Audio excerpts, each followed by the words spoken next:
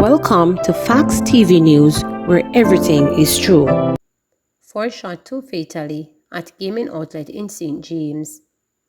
4 people were shot, 2 fatally at a gaming outlet in Bogue, St. James on Wednesday night. The deceased have been identified as 30-year-old businessman Jermaine Miller of Bogue Village and a man known as Stallman.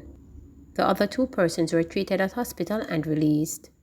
It is reported that about 9:45 p.m., persons were at the establishment when gunmen came up and opened fire.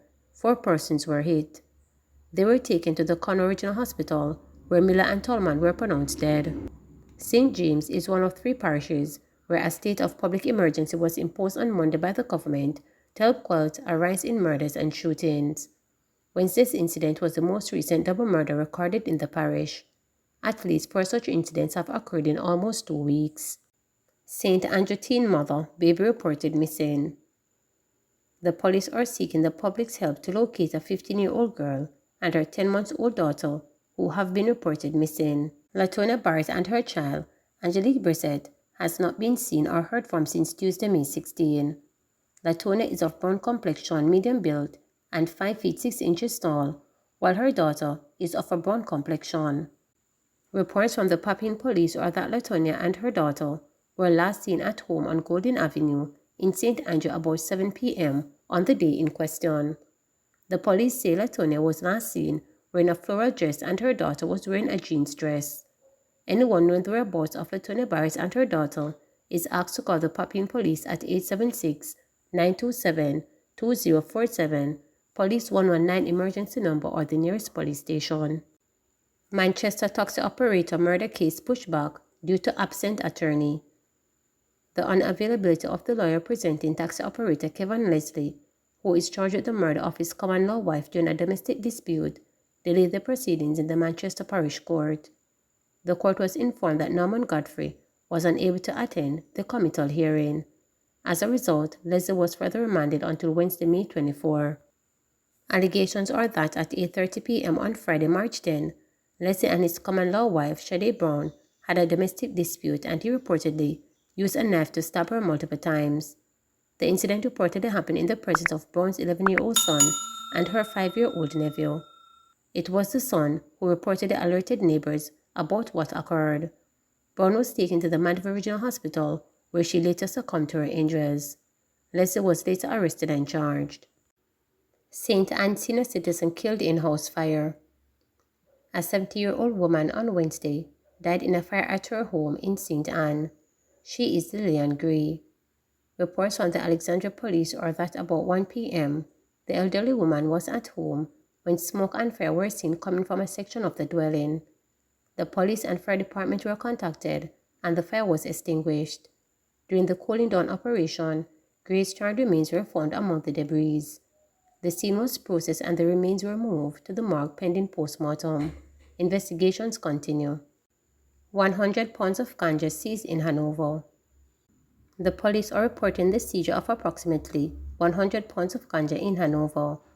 Further, 2 parcels of ganja seeds were also seized. No one was arrested in connection with the seizure.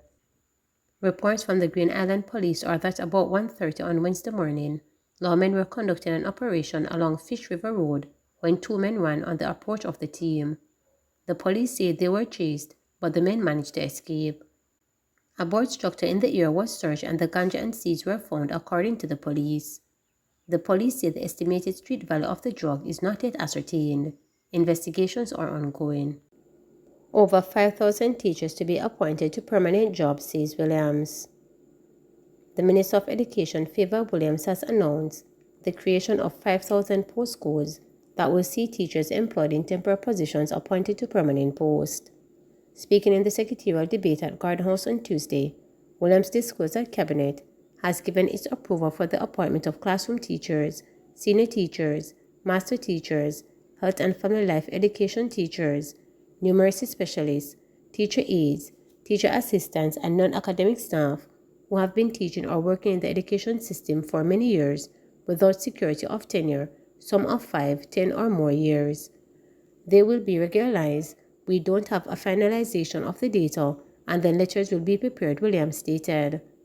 She said that on the non-academic side, there are many watchmen and women at our school, cook secretaries, caregivers, who will also be receiving letters that their postcode information that will give them security of tenure in the education sector. We appreciate the work that you do on the all rungs of the education ladder. We know that when you are working in a position without a postcode, your employment future is uncertain. Every position in government is supposed to have a postcode. This ensures that you can obtain your pension and other benefits, increments, appointments, and so on, Williams continued. The minister noted that many in the education sector get to retirement without a postcode and find it difficult to access their pension. Trying to regularize it at retirement can be frustrating and quite lengthy and leaves the employee without income post-retirement, Williams acknowledged. To the 5,045 education sector, academic and non-academic human beings who will be receiving postcodes, we acknowledge and validate you, she declared. Over 2,500 early childhood students to get technology aids. More than 2,500 early childhood students will benefit from technological aids to improve their learning experience. The tools, which include computers, printers, and interactive display boards, will be provided under the Culture, Health, Arts, Sport and Education Fund's Technology Enhancement Program. Minister without portfolio in the Office of the Prime Minister, Floyd Green, made the disclosure during Wednesday's post-cabinet press briefing at Jamaica House. We are replacing the whiteboard and bringing in technology at the earliest stage of our child's interaction with the education system, and we're targeting 170 early childhood institutions to get this done, he said. Green said that Chase continues to provide scholarships for study in early childhood education. We award scholarships for our early childhood practitioners for undergrad and postgrad studies, and we did 276 scholarships last year for early childhood education and 83 scholarships for our arts and culture, he noted. In addition, he informed that the organization built 3 new infant schools last year: Santa Cruz Primary and Infant, and Leeds Primary and Infant in St. Elizabeth, and Savannah Lamar Primary and Infant in Westmoreland.